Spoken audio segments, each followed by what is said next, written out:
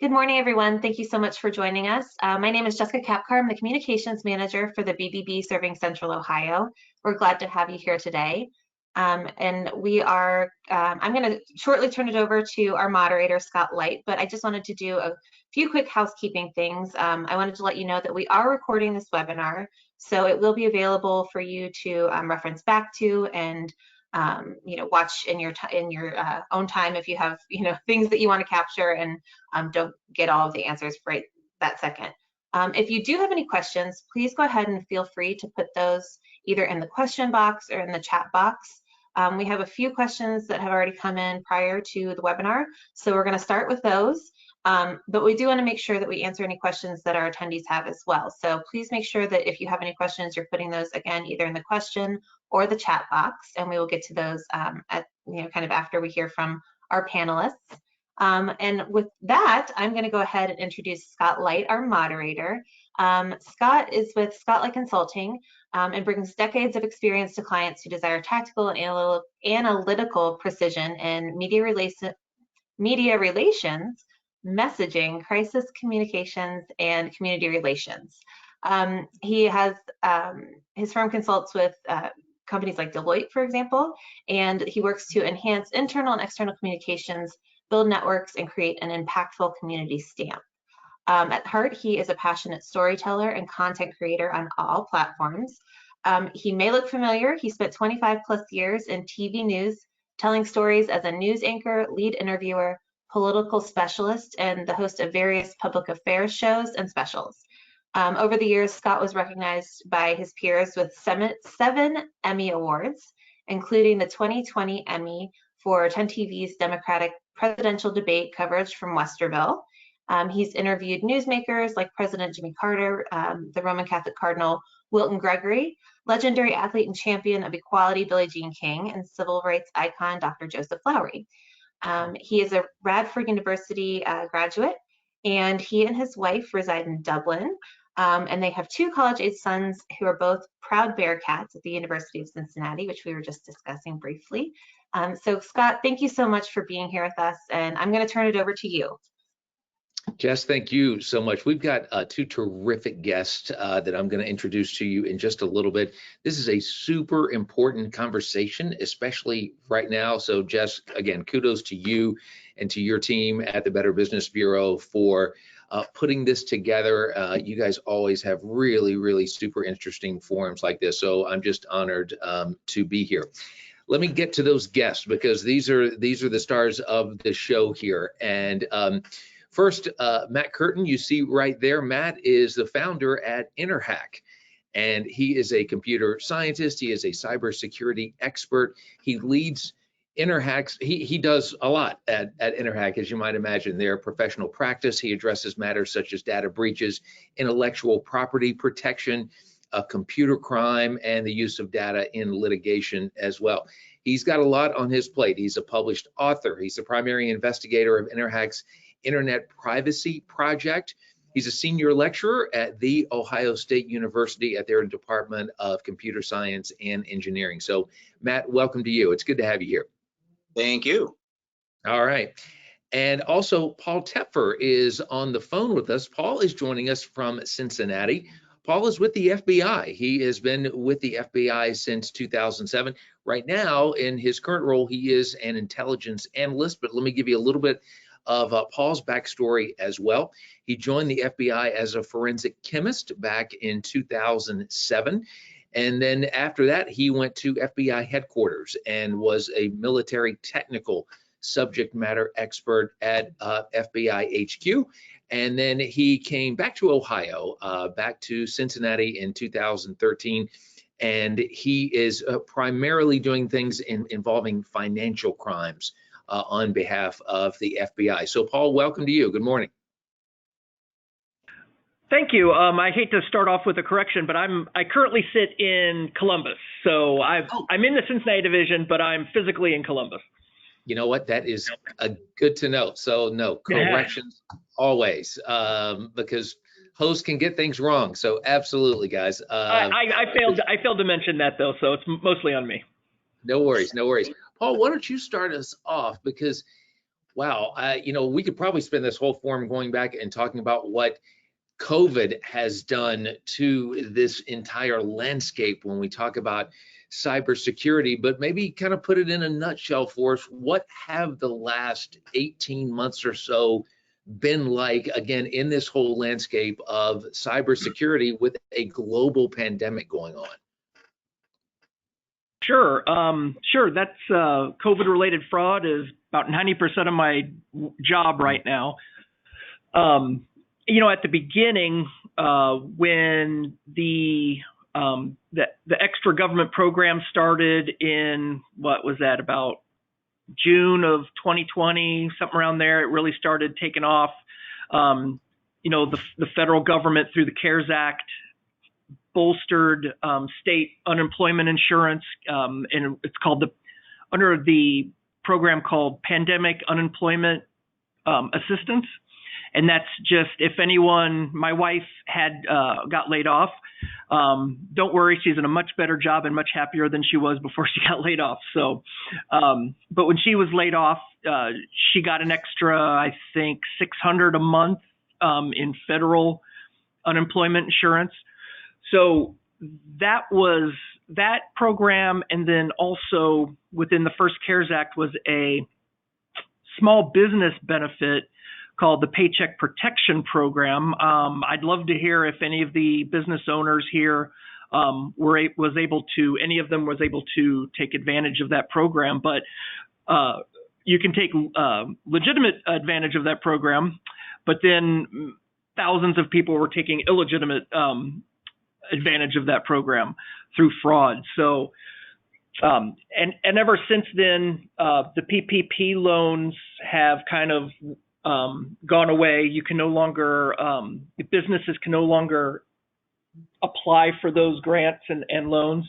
But the adversaries, when they realized that, they came to realize that the Small Business Administration had other grants that were in place before the pandemic.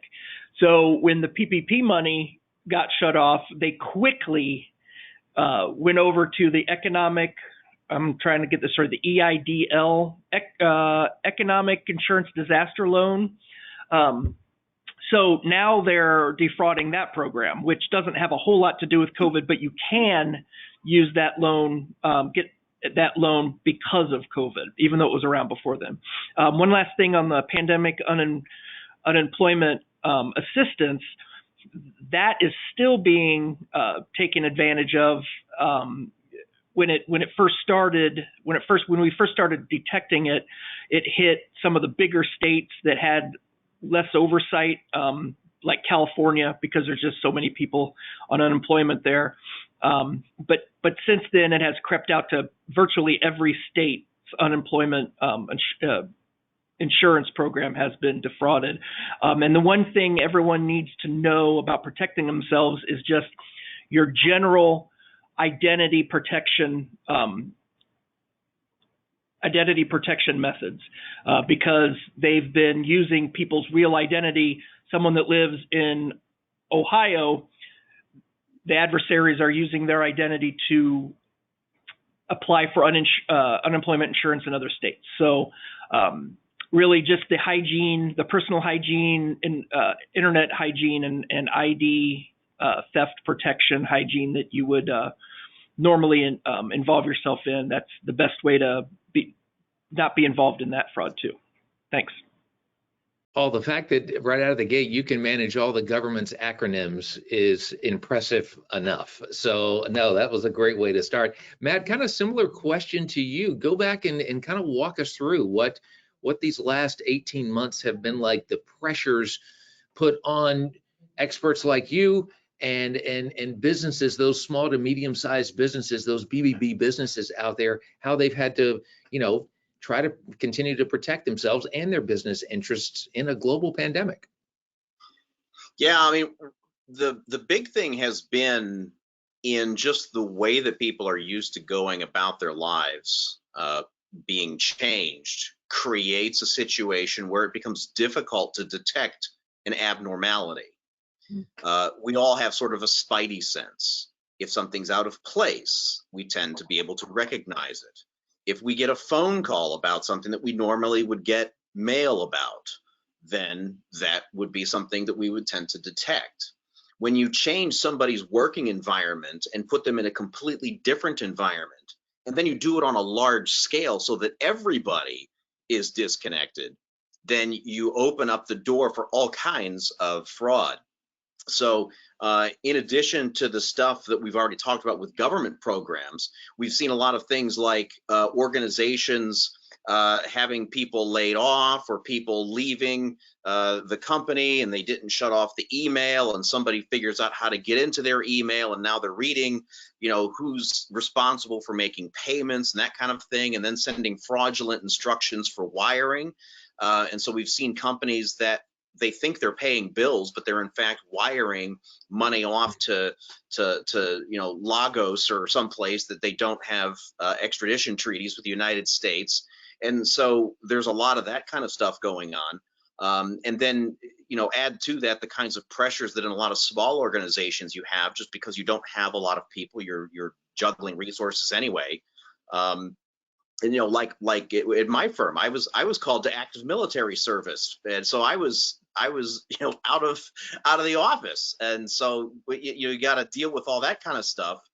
And in the other part of the business where we are talking about the findings that we have and presenting that in court, the courts were largely in limbo. So that created all kinds of other issues that you get into, not just with respect to your normal pace for how the business goes, but cash flow and all that kind of stuff. And then also just everything being backed up. It's not like the litigation goes away. It's not like somebody just drops the charges in criminal cases. They all back up. And so that has this impact that creates an opportunity for all kinds of nefarious stuff and sets the stage for a kind of debt where we have to work our way through backlogs of all kinds of stuff, which leads to further opportunity for somebody trying to rush someone through a process, which is a great way to get someone to do something that they wouldn't do normally. Hey, Matt, I'm curious about this. Have there been certain types of businesses and or sizes of businesses, again, over these last over this last year and a half, that you've noticed have been specific targets by the cyber criminals out there? Yes, American ones. So you don't get to hide by virtue of being small, or by virtue of being not for profit, or because you're a charity, or because you're in it for the goodness of humankind and unicorns and fairies and stuff. It just doesn't work. The bad guys paint a big target on you if you're an American outfit, period. Wow.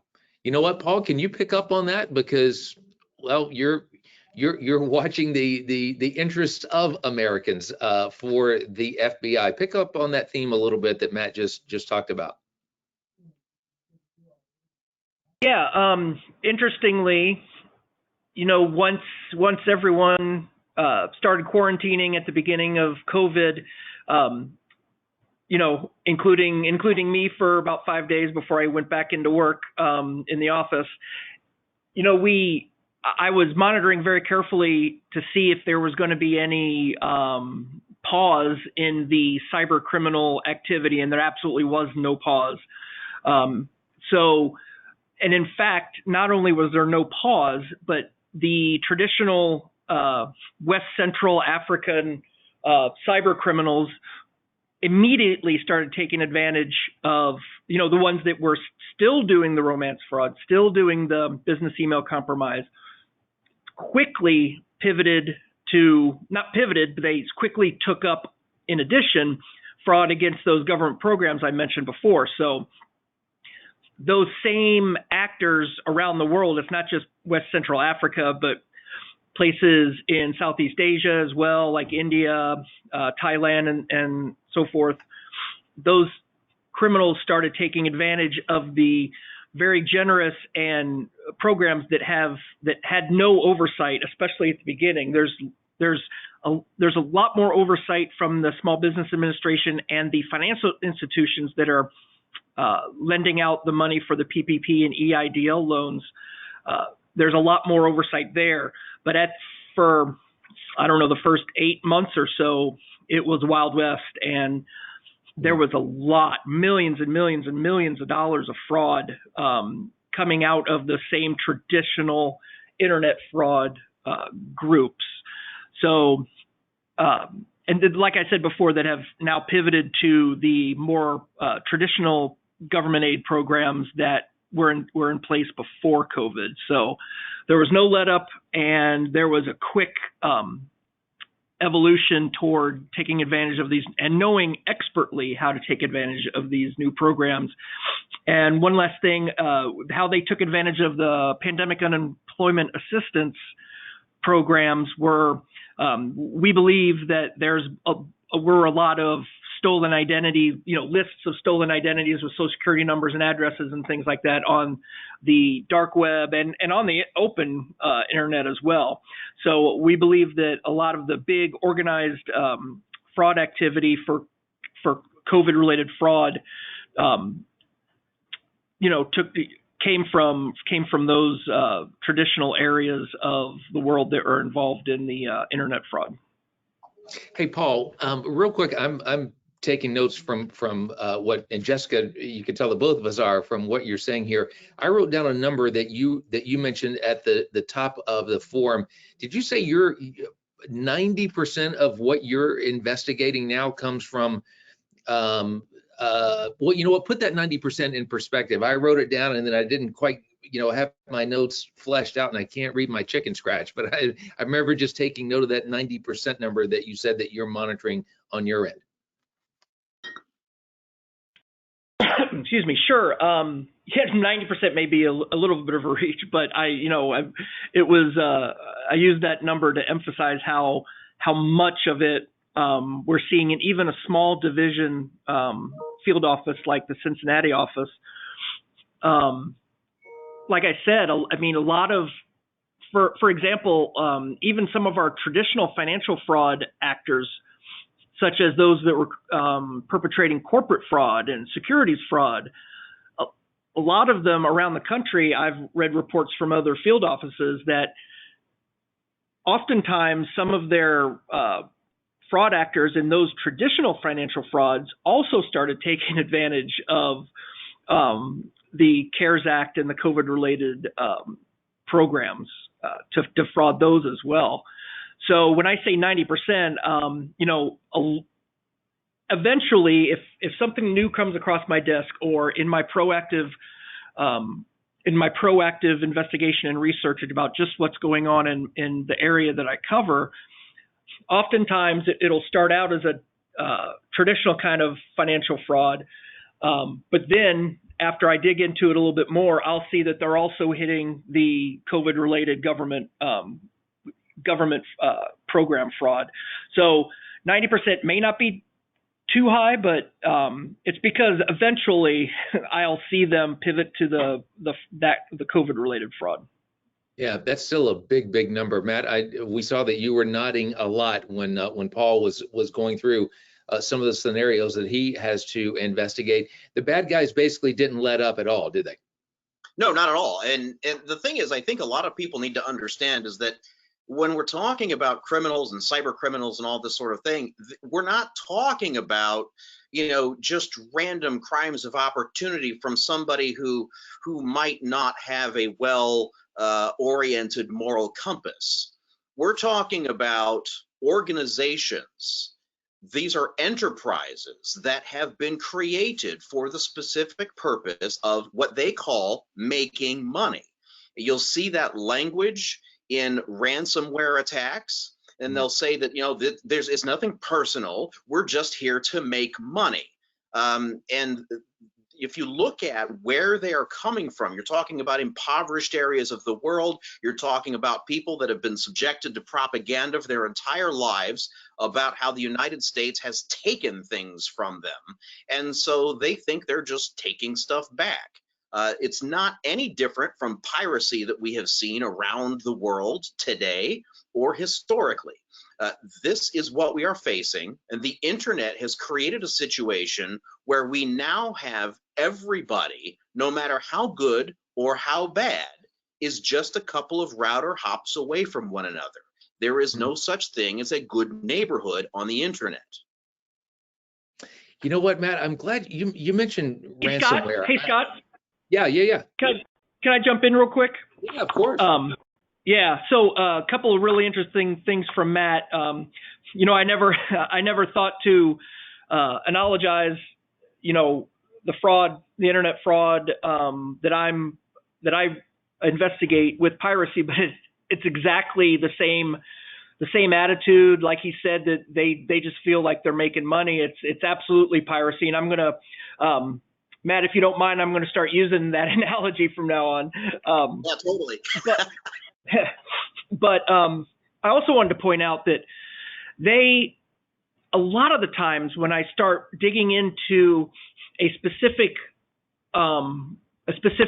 fraud target, or a target that's committing fraud over the internet and that are from West Central Africa and other places, when I start looking at their social media and I start seeing like their email addresses, they're very religious, Christian oriented, not the ones from Western Central Africa, very, very Christian. Their email handles will praise be with Jesus, or you know, something to that effect. And they're very, very religious, and it always struck me that, you know, they must not think it's theft because, you know, if they knew their 10 commandments, they would know not to steal from people, right?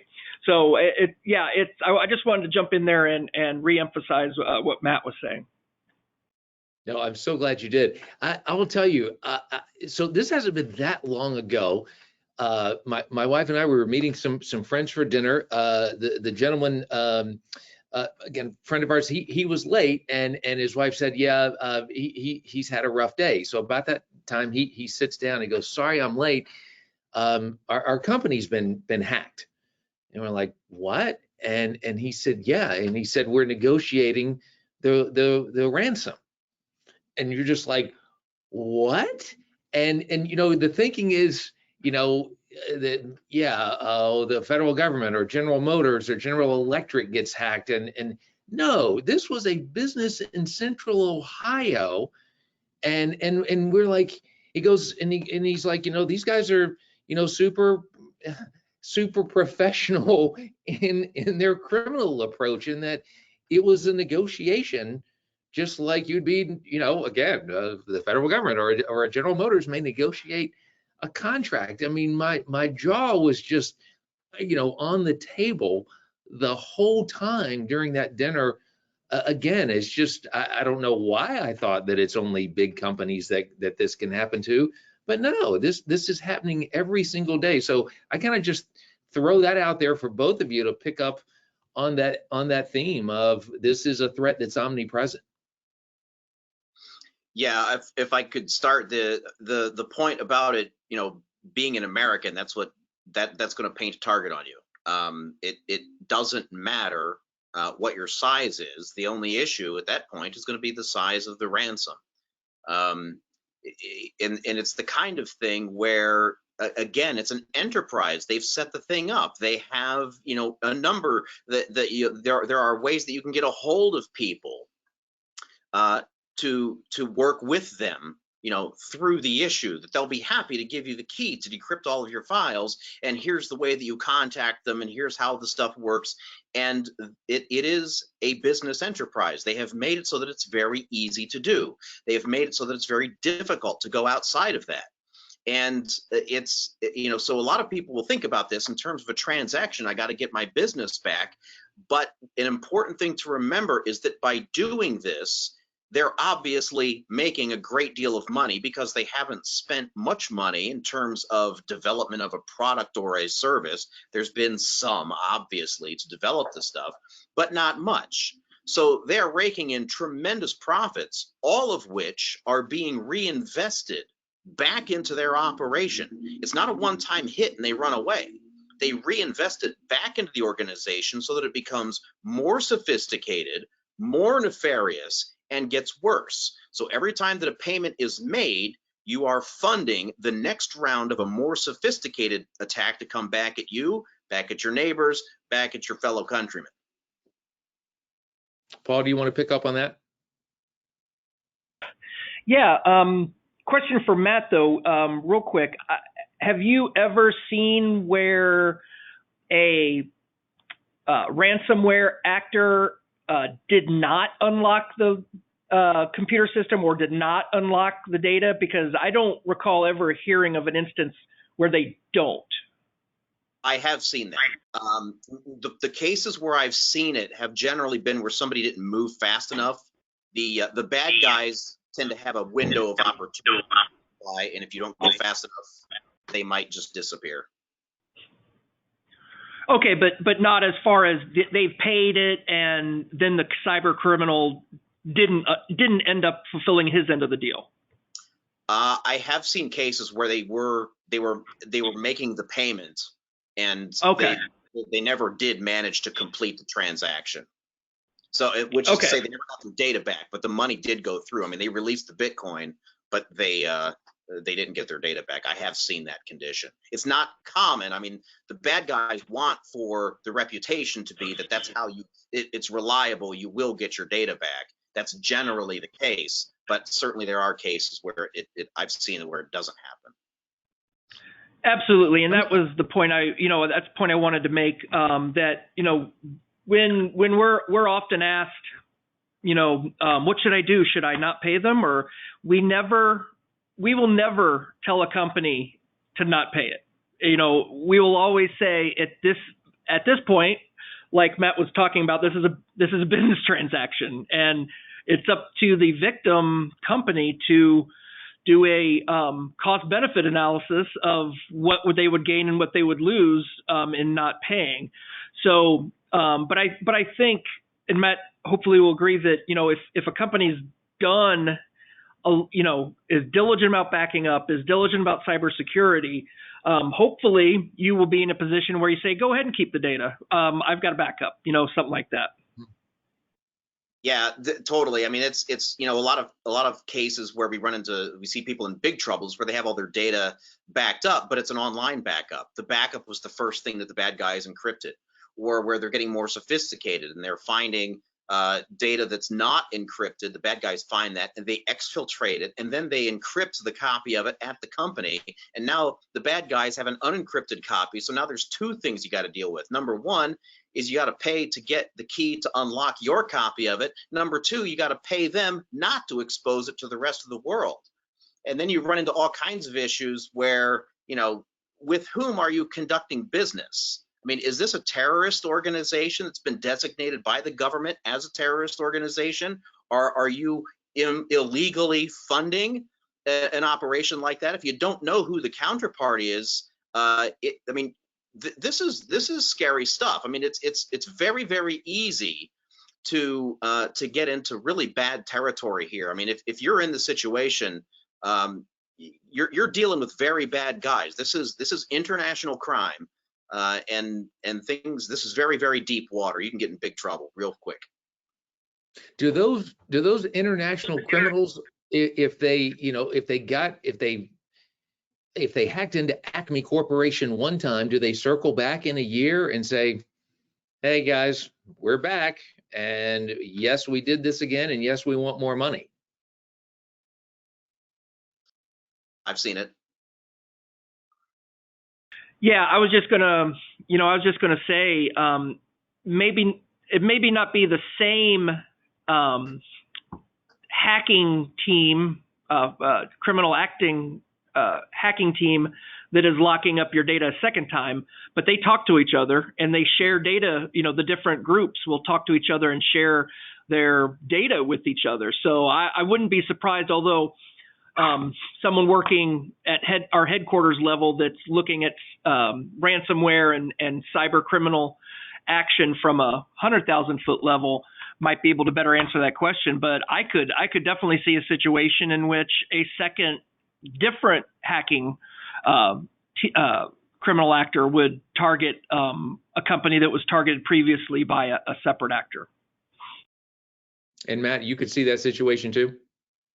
Yeah, I mean, there's only so much visibility that we have into what's going on there, and how much stuff is coincidence and how much stuff is causation versus correlation. You really can't say, but there are certainly issues that you have where a company has not only the data that they're worried about being compromised, but things like login credentials and so on.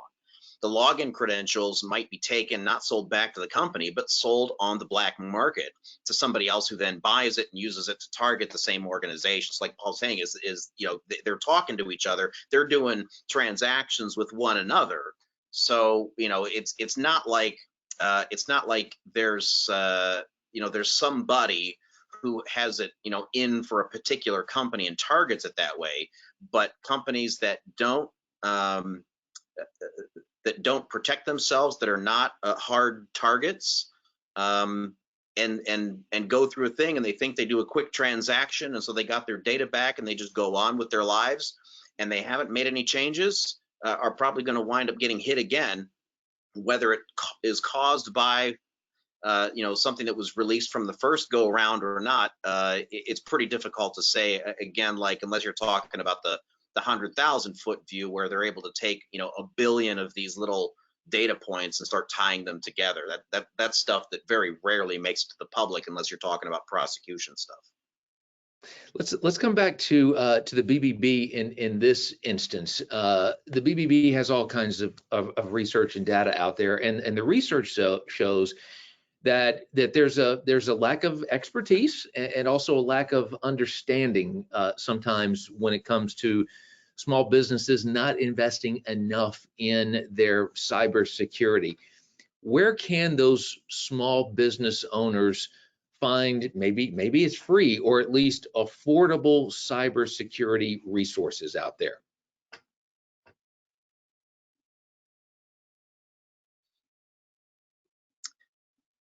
Is that for anybody? Yeah, Matt, go ahead. Okay, so the first thing that I would say is that I think it's important for business owners to engage with the problem of security broadly.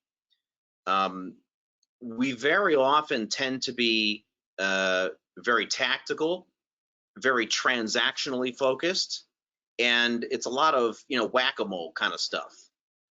And security is not something that you can address well if it's all whack-a-mole. A lot of people like sports. So if you take an example like football, imagine if you were the head coach of a football team and you were all thinking all about offense all the time, and you didn't think about defense. And anytime that something happened that you had to respond defensively, you would just deal with it tactically just the one time. You didn't correlate it with anything else. You had no strategy for dealing with it. You didn't do anything to study the lay of the land or what the other guy's strengths were. You'd never win. Sure, you'd be able to score some points, but they would always score on you more. And so the same thing happens when we're talking about security. Security is a matter of defending what you have. And so you don't want to spend, it doesn't follow that more security is better. If you've got $1 million to protect and you spend $1 million protecting it, guess what you just did? You lost your $1 million. That's senseless. On the other hand, we all understand that we are able to realize profit because we do take some risk. The optimal portfolio is not one that is absent risk. We will take some losses, but strategically you have to think about, what does that look like? If you're a startup company, you have a very high risk tolerance. It's probably more profitable, or it's probably more sensible, more important for you to make a profit over the first 3 years or whatever your time frame is that your investors are dealing with, than it is for you to be around. Either you make the profit or you're gone. On the other hand, if you're a bank and you've been around for 100 years, it's more important for you to be around in 3 years than it is for you to make a profit. And so like that's the kind of thing where you can see, depending on what industry you're in, what type of organization you're in, what your risk tolerance looks like, and you have some notion of that already in the business, and you do that financially. How much do I have in cash reserves, for example? The same thing is true with respect to security and information security in particular, is that we should be thinking about that in the same way. When we're talking about IT, we're going to gain some efficiency. We're going to be able to do things faster. We're going to be able to do things cheaper, but it comes at the risk of a certain amount of exposure. And so when you're starting to think in those terms, you start thinking about everything, not just in terms of the upside and how much it costs. It's the upside and what's the potential downside and how likely is that. Once you've got that kind of mentality going on, it makes it a lot easier for you to start asking some fundamental questions. And it turns out that very often you don't need to have some specialized thing or other. You don't have to go buy the super whiz-bangificator, 2020. What you really need is just to ask, what configuration options are there? If I've got an email system that anybody can get to from anywhere in the world, that's great for my employees. But do any of my employees operate from outside the United States? Does it need to be able to accept connections from outside the United States? How would I address that kind of thing? Just asking those kinds of questions will often open up doors that you didn't realize you had for being able to protect yourself. Paul, jump in on that. Yeah.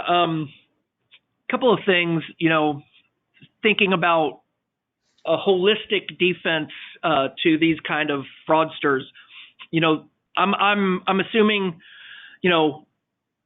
that probably a lot of small businesses might hire a lot of their family to work at the business. You should also consider, even if it's not family, if it's your employees, if it's a small business, you probably kind of know each other very well and maybe consider yourself even friends. So, if I was a small business owner, I would absolutely be worried about my employees, their personal information getting stolen through cyber by cyber criminals in some sort of a hack or what have you, or an email compromise. If your employees are emailing out of the company system, in and out of the company system, they're emailing their banks, or they're emailing other, personally identifying information through the email system, and the adversary has access to the email system. Now, your employees might be targeted through their personal email and things like that. So, I would, if I had a small business, I would absolutely put a policy in place: no personal emails through the email system. And you might want to just go as far as setting up, for their convenience, setting up a standalone internet connection where if they need to go do banking stuff during the day, they can go there. That's completely unconnected to your business network. So I would definitely be on the lookout for protecting your employees' personal information through a business email or computer system hack. One other thing, it's kind of a little bit off topic of the immediate topic. I wanted to say it before I forgot. We're talking about international cyber criminals. Back a long time ago, they weren't necessarily professionally trained or in technology or have computer science degrees. But nowadays, they see the benefit of going and getting a bachelor's degree in IT, in an IT field or computer science, and then coming back and working for the cyber criminals. So I just wanted to point out that, I think Matt talked about the evolution of the cyber criminals. They are absolutely getting quality Western university degrees to help them in their criminal behavior. Yep. Yeah, my friend whose company was hacked, he fully believes that he was talking to lawyers on the other end. You know, I mean, getting to your point, Paul, about, you know, professional criminality, if that's a term I could coin there. Paul, why don't you start us off on this question? If somebody has a data breach, small business out there, what is the number one thing they should do immediately?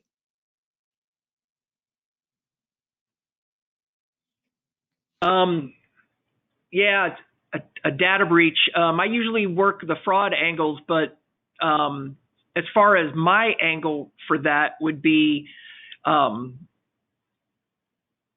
know, if an email system, if your email system was compromised, you know, you should absolutely, you know, shut it down and have everyone, you know, do a complete change of their passwords, and things of that nature.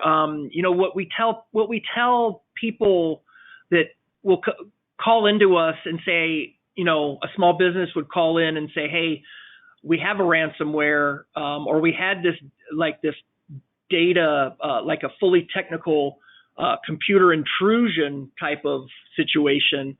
Our cyber agents and other people that work those crimes like me, first thing to do is, if you think you're no longer in danger of losing more data, then, you know, as far as, let's say a company sent a wire that they realized was going to a fraud actor, immediately call your bank. Immediately, the first call is to your bank, and tell them the situation, because oftentimes, if your bank knows about it right away, they can either get to the money before it hops from the first bogus account you wired it to. Sometimes they can work with that bank to get that money back, but once that money leaves, and it's really quick these days, sometimes the same day, leaves the adversary's bank account, it's going to go right overseas. So as far as those kind of situations, I urge you, call your bank first and have them start working on it from their end. And then also, I need to do my obligatory plug for the Internet Crimes Complaint Center, ic3.gov. That is the place where that's run by the FBI.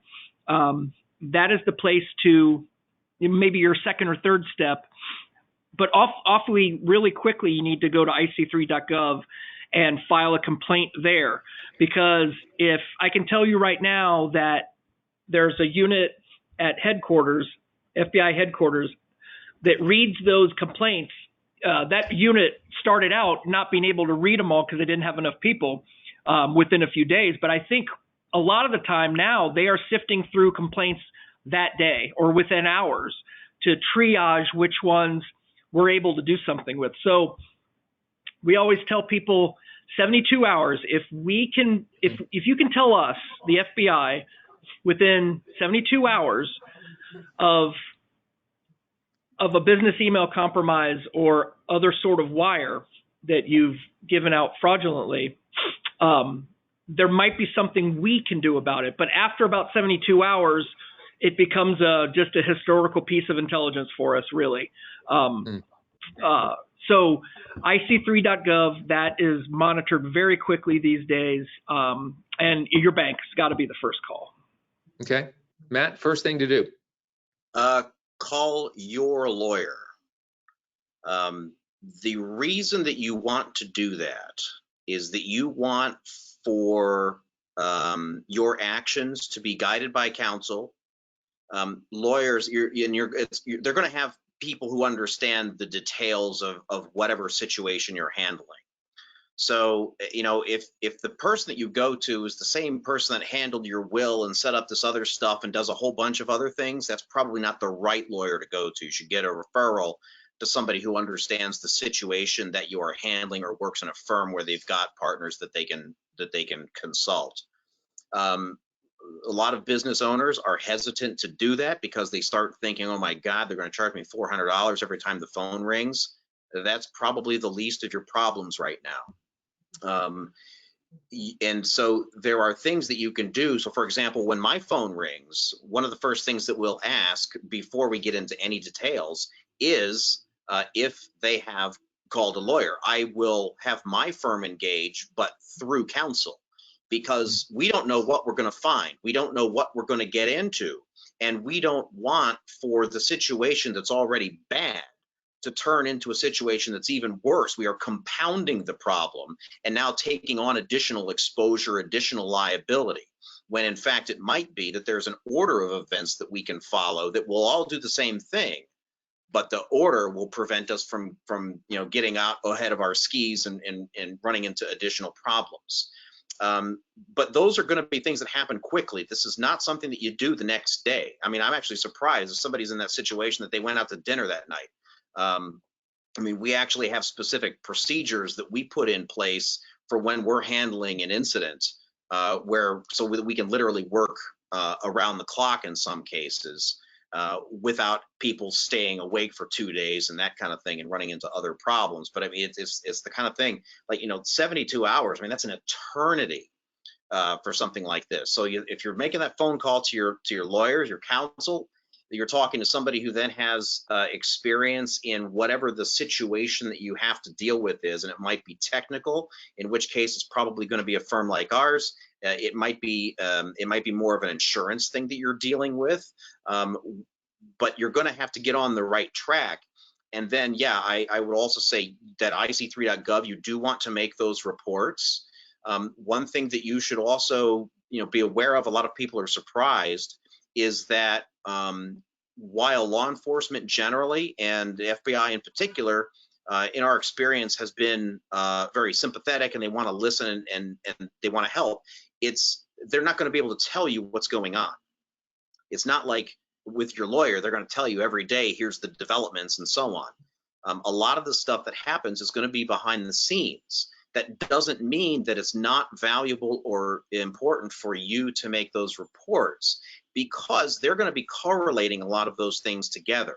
And so while that might not mean a lot for you and your individual situation that you have to deal with over the course of the next couple of days to be able to get out of the situation, it does have an impact on what happens at a higher level strategically, and about making it more cost prohibitive for the attackers to do the kind of stuff that they're getting away with today. Yeah, Let me do this, absolutely. Oh, hey, Sorry. Paul, do me a favor. Hold that thought just for a second. Jess, I want to just make sure, as I'm looking at the clock too, and man, the time has flown by. Are there any questions, Jess, that you're getting that from folks who may be listening in? I haven't seen any come through the questions box or the chat box yet, but if anybody has a question, please feel free to go ahead and put those there. But I'm guessing that you guys are just killing it. You're covering everything. So. Well, we got about 10 minutes left, so maybe let's come to maybe some closing thoughts here. So, Paul, go ahead and pick up on. I think you wanted to comment on a couple things that Matt just mentioned, and maybe something to think about as we round out our discussion here to both of you. What is that one, maybe simple thing, maybe not so simple, but what is that one thing that really any small business owner could do today to strengthen their cybersecurity? Paul, why don't you start us there? Yeah, real quick, I just want to ditto times 10 what Matt said about please, even if you're confident that you probably won't get your money back, because a lot of the time, if not the most of the time, that's going to be the outcome for a financial, from a financial kind of fraud. But even if you do, recover your money, please go to IC3 and put in every single detail you can, because like Matt said, there are people at headquarters and that are doing it from 100,000 foot level.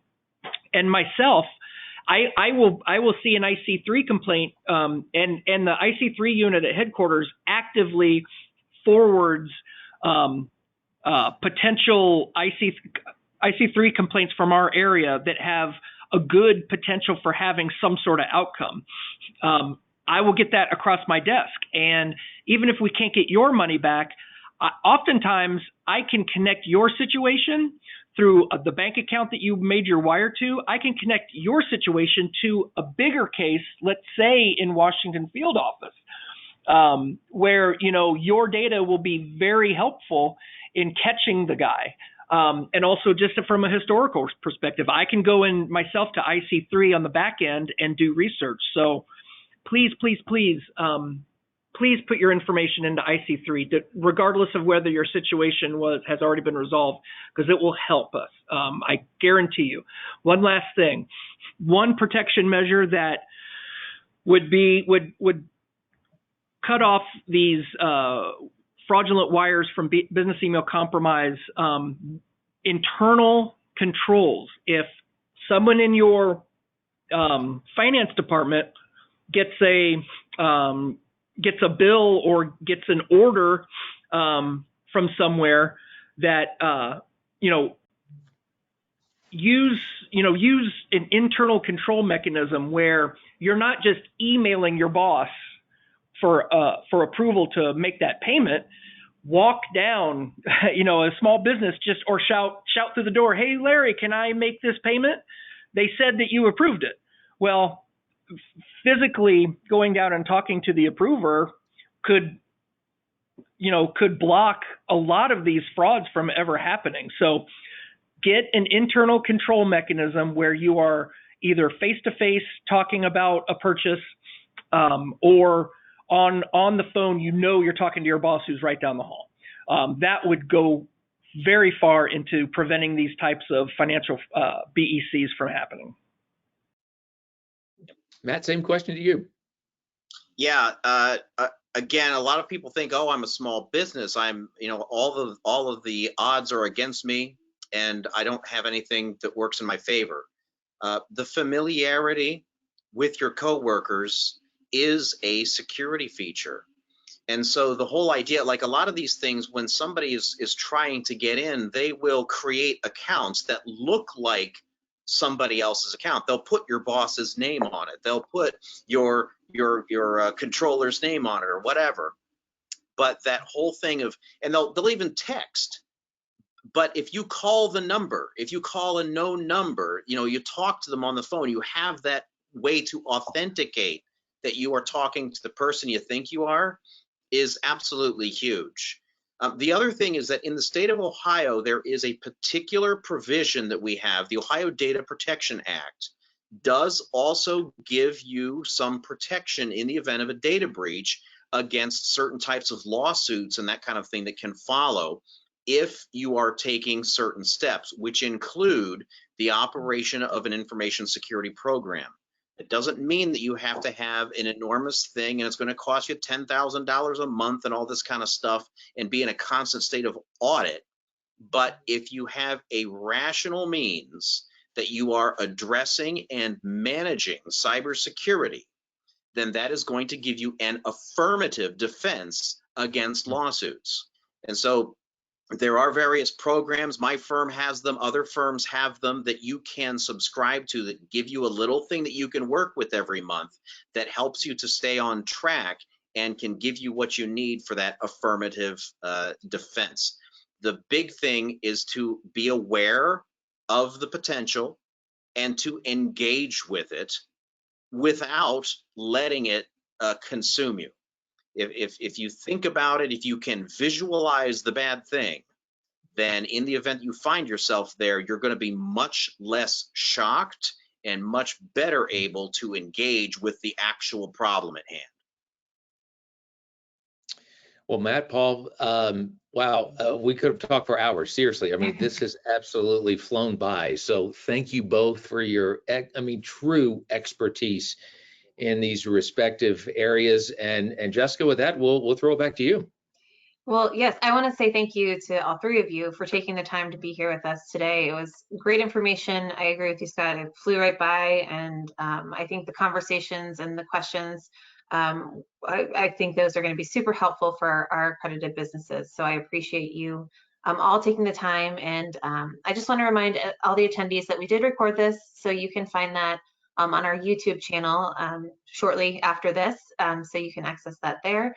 And if there are any other questions, please feel free to reach out to BBB, our office we are still, working around the clock to help our consumers and our businesses. So if you have any questions, reach out to us, and we can always connect you with our experts that we have here today. So with that, I want to say thank you, and I'm going to give everybody a couple minutes back of their day. So have a great rest of your day. Thank you, gentlemen, and we will talk with you soon, I'm sure. Bye, everyone. Bye-bye. You're welcome. Take care.